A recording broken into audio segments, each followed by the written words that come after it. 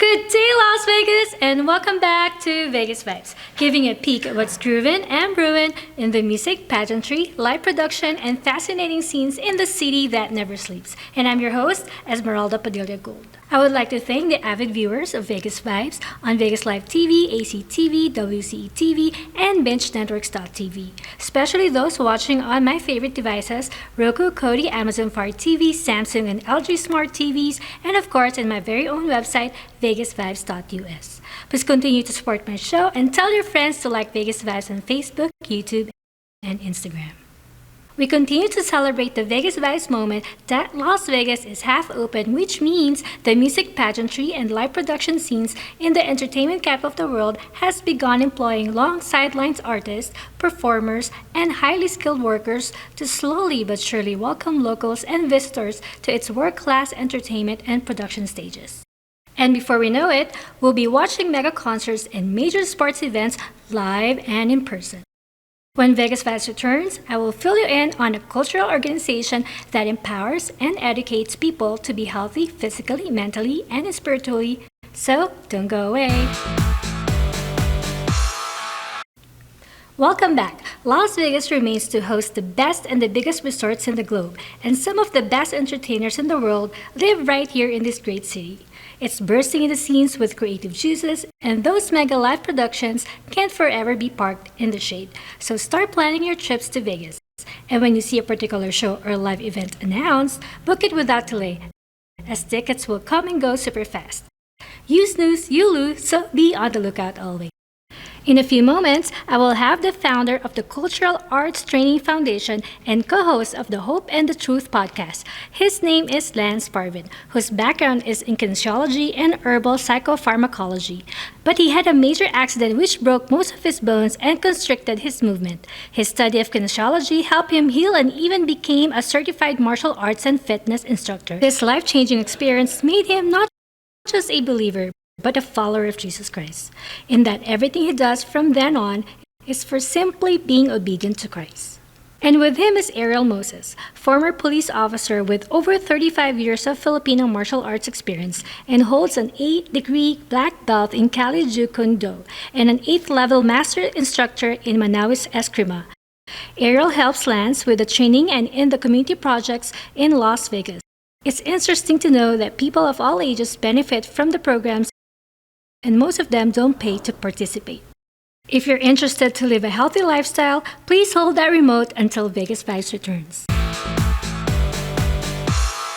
Welcome back to Vegas Vibes. On Vegas Vibes, we feature amazingly talented people from many walks of life who contribute to making Las Vegas a unique global brand. And on that note, here with us today is the founder of the Cultural Arts Training Foundation and co-host of Hope and the Truth podcast. He has a background in kinesiology and herbal psychopharmacology. He's a certified martial arts instructor, certified fitness instructor, and health consultant.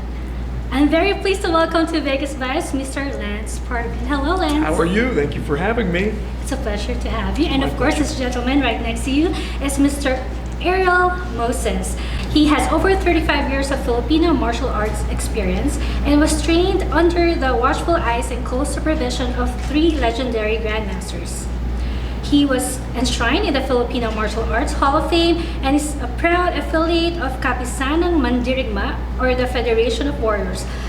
Welcome to Vegas Vibes, Mr. Ariel Moses. Thank you for having me. Such a pleasure having both of you. Well, I would like to start by asking about what ignited your passion in creating this worthy cause, the Cultural Arts Training Foundation, a 501c3 nonprofit organization. Thank you. Well, to answer your question, in 2009, I was hit head-on by a drunk driver, and my spine was almost 7.5. And so upon trying to get re-entry back into movement, I was wondering what to do. I noticed this disconnect between being fully healed and injured. And so we wanted to start working with people that had that, like they're not at 100%, what can we do? And so in 2010, we started the Cultural Arts Training Foundation. We got our nonprofit designation in 2011. The initial part of the organization was to teach martial arts to children in need, disabled, disadvantaged, and it blossomed from there. It wasn't just about martial arts. We wanted to use movement and arts as a whole to educate and empower, and that's what it's become in this day. That's all it takes to be hit by a bus. Yeah. Well, yeah, it was, that's all it takes, and it jarred my head and cut my spine. But I was grateful to be able to move. It changed my perception of how I looked at stuff, because I had a new appreciation for movement, and that was my background leading up to that was movement. But I wanted to offer more than that, and with my brother here, he helped, because us working together, we could reach more and more people. And as time went on, we were able to integrate in more arts, more different things, because we can only teach so much stuff, and we started to reach out to the community. So now it encompasses dance, visual arts, music, movement, and so the more things that you can offer with certified instructors, the more people you can help. So we never wanted to limit it, which kind of makes it diverse with a lot of other organizations. We wanted to tailor stuff for people. So rather than having a one-size-fits-all approach where we just offer this program, you have to adapt, we wanted to adapt the program blessing, because a lot of people aren't familiar with the beauty of Filipino arts. It's very conducive to movement, and so we avoid a lot of that.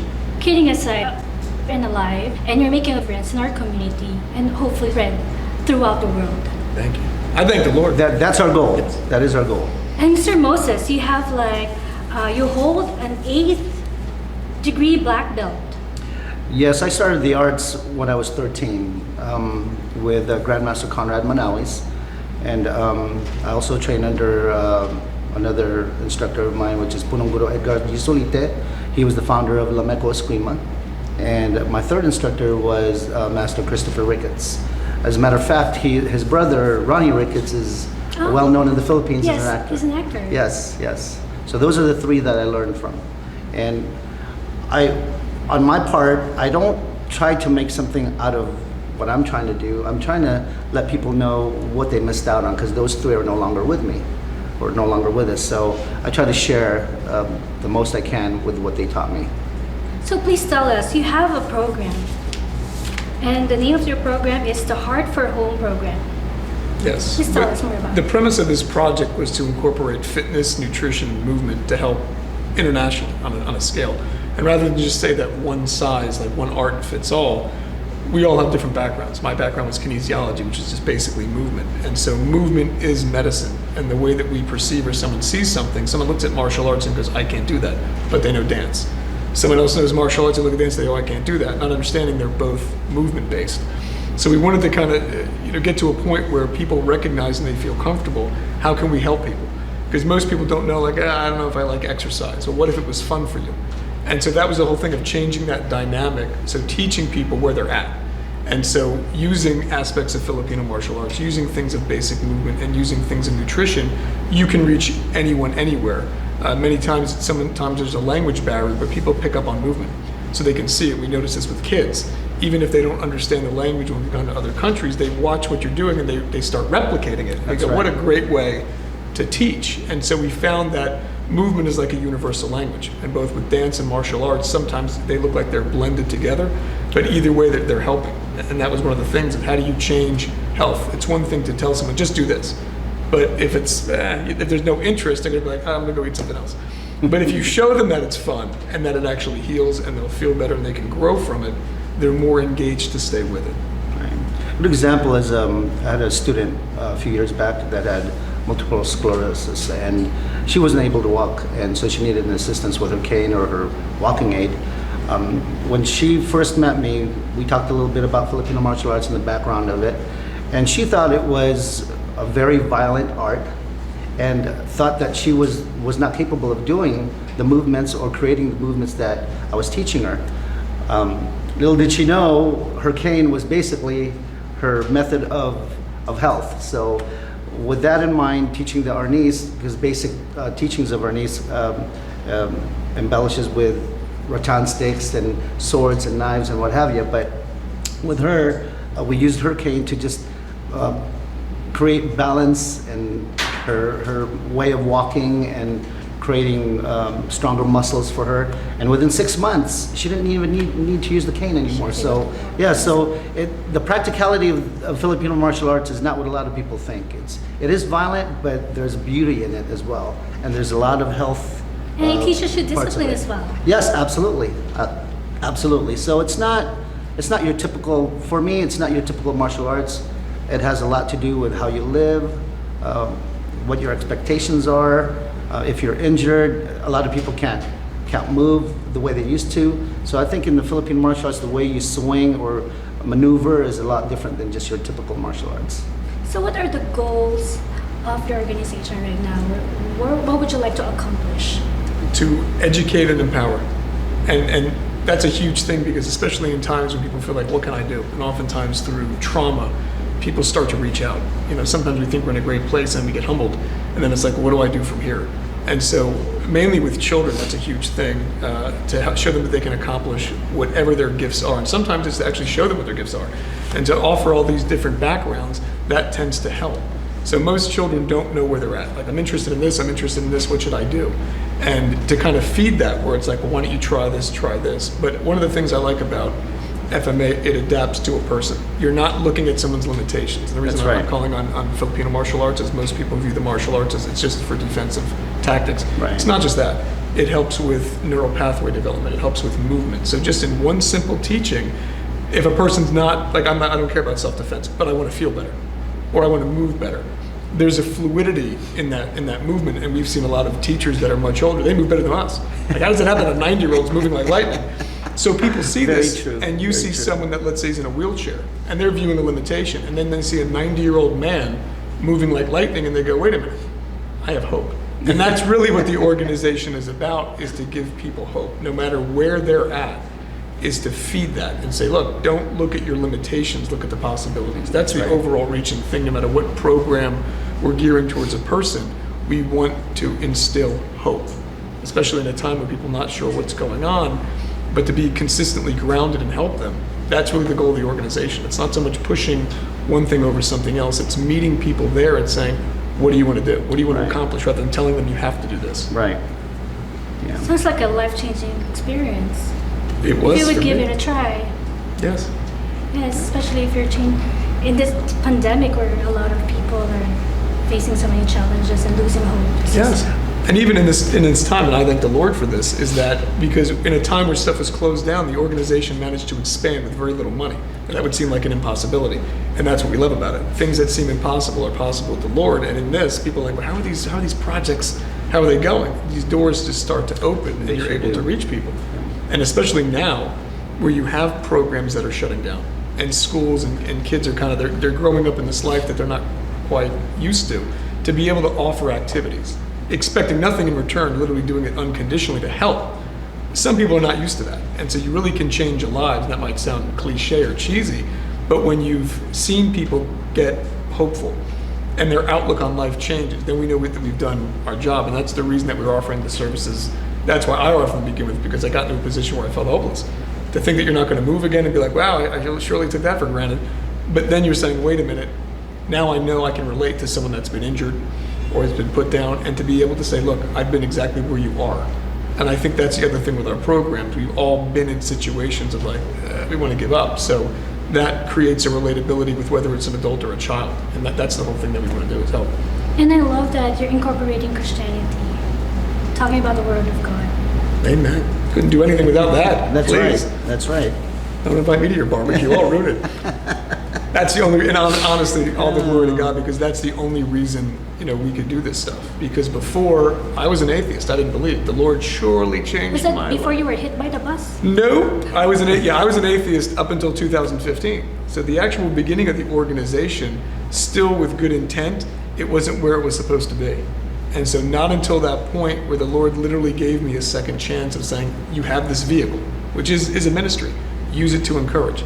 Use it to bring other people into what they can do, because it's not just about that organization blossoming, but you're giving other people the opportunity to say, whatever the Lord told you to do, you can do it. It doesn't matter how impossible stuff looks. And so that's the reason why it's been able to grow, because how else does an organization grow with no money and a time everything's shut down? That doesn't make any sense. No, it Mm-hmm. That's like silly. Yes, how can you survive if you don't have the resources, the funds? Because he provides what we need, and that throws people off, because there's a traditional way of doing things. We've never functioned traditionally, obviously, you know that. Right. We're very unorthodox in the teaching, which is why it works, why it's effective, why people are drawn to it. That's the interesting thing. Any organization or people that we've worked with, they've been brought before us. It wasn't us going out and seeking. No. There's a traditional way that most people are used to getting services. And so with this, they're like, well, it's weird. You kind of offer so much stuff, you don't really want anything, and people are actually learning. And so there's a different, like, there's no ulterior motive. And I think that's one of the things that changes the dynamic with people.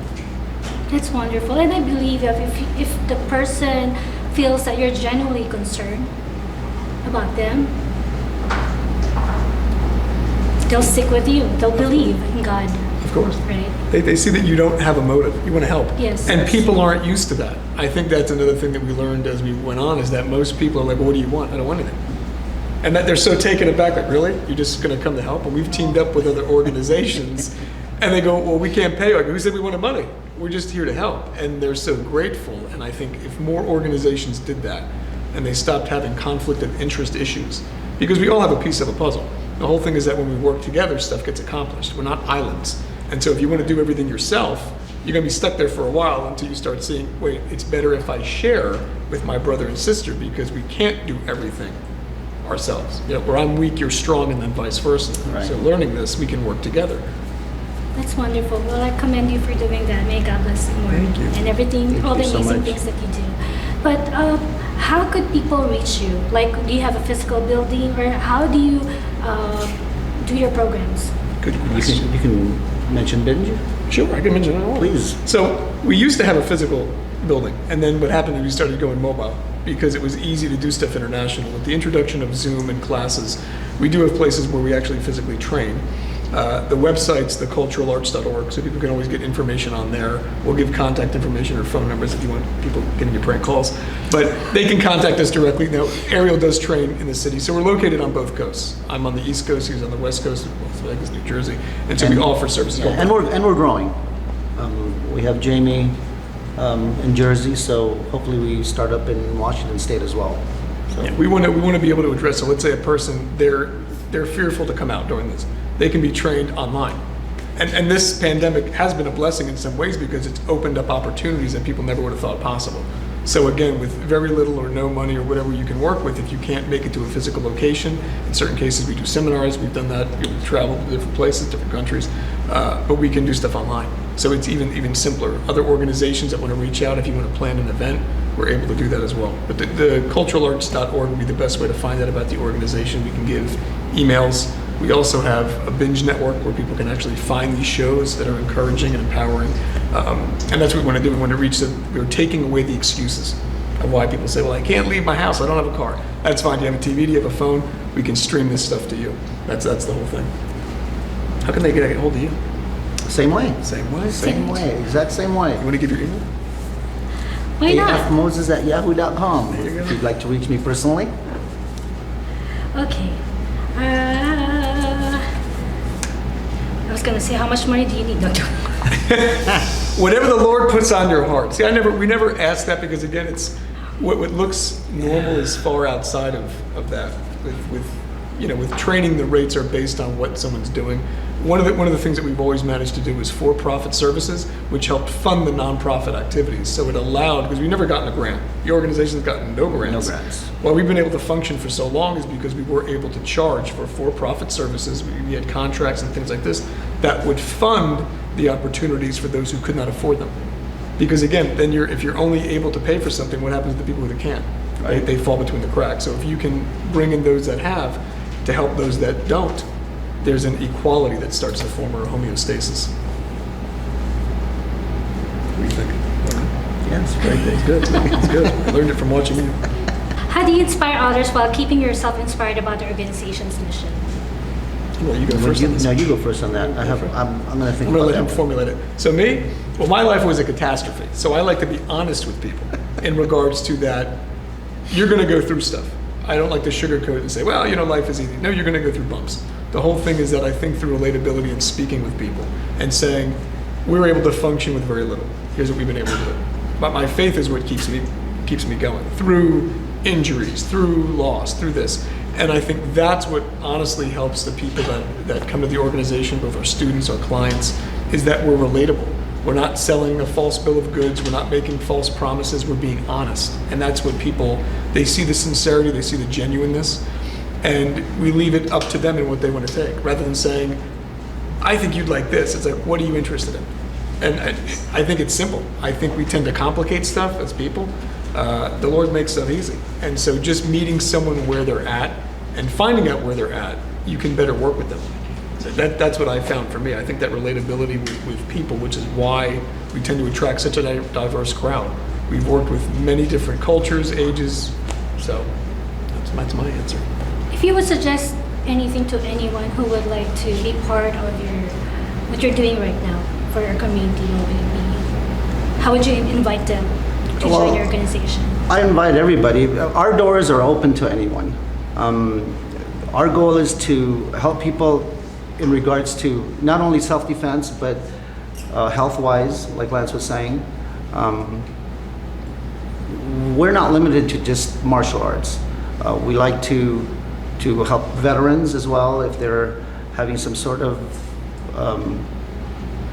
per se, problems with relating with people. We want them to come in and share their experiences with us, whether they've actually seen combat.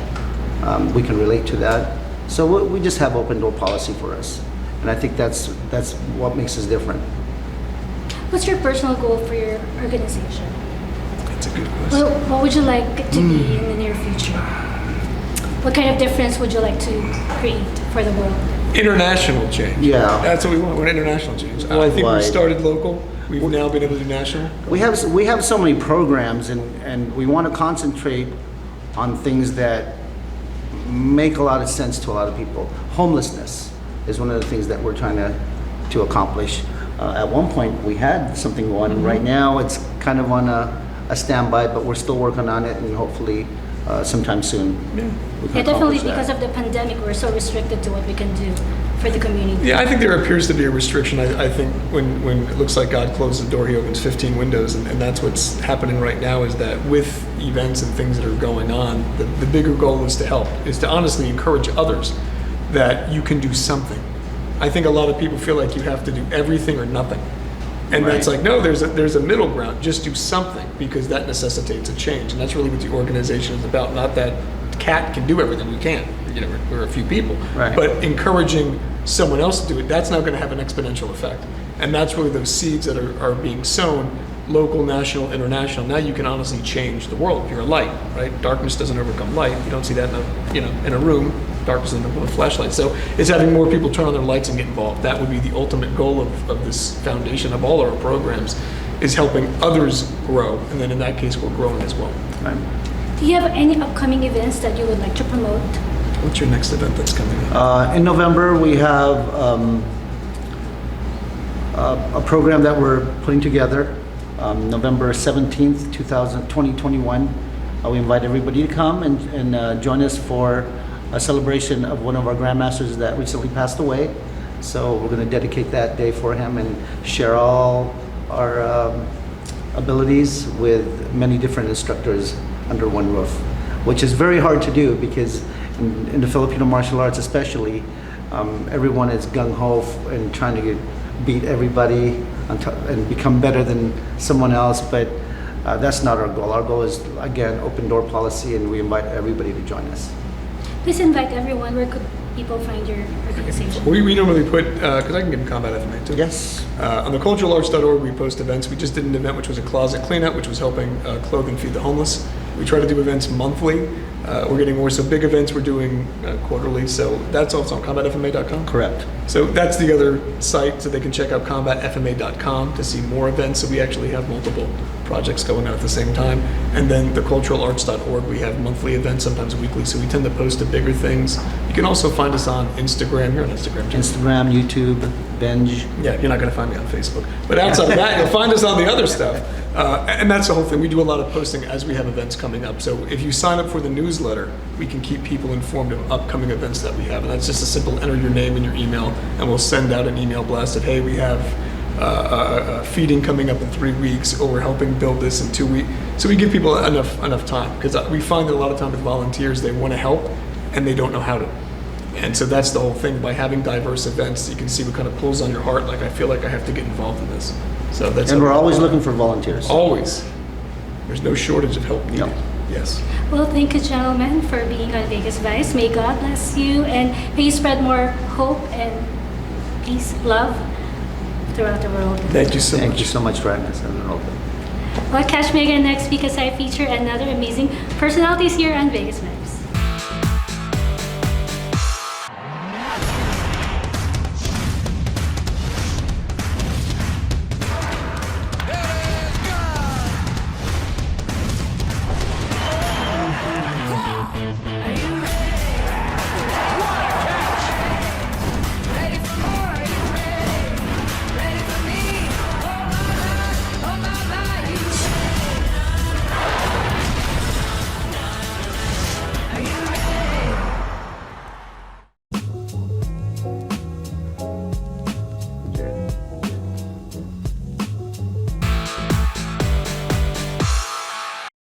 We hope you enjoy watching Vegas Vibes episode as much as I did.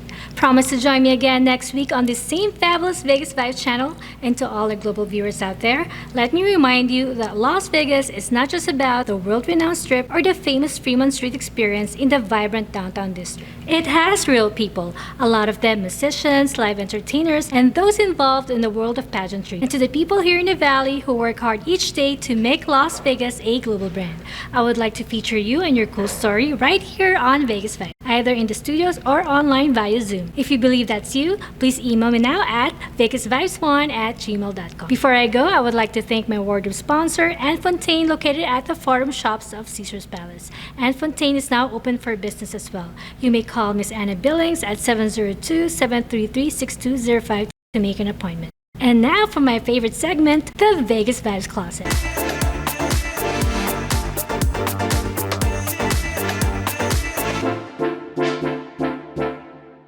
Yes, it features an intricate selection of health and beauty products which I personally use.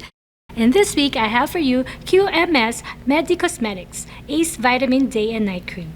A clever moisturizer with a built-in clock. In the day, it protects, and at night, regenerates the skin through its dynamically built carrying cycles. Active vitamins ingredients and a moisturizing factor unfold in the way normally achieved through multiple products. Ace Vitamin Cream protects during the day, relaxes your skin in the evening, and regenerates during the night. This combination helps to improve the skin's tone, restore a smooth texture, and provide all-day hydration. Protect and regenerate your skin with Ace Vitamin Moisturizing Cream. Check it out, ladies! Below is the link if you wish to learn more about it or purchase it without delay. Search for Vegas Vibes Closet. Follow Vegas Vibes on Facebook, YouTube, and Instagram. Or check out VegasVibes.us for updates and announcements.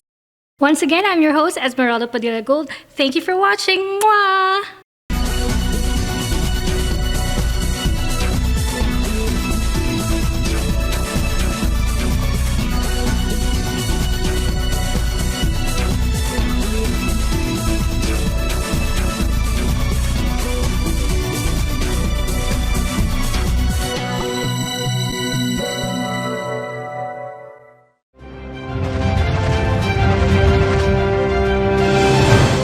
This has been a presentation of VATV.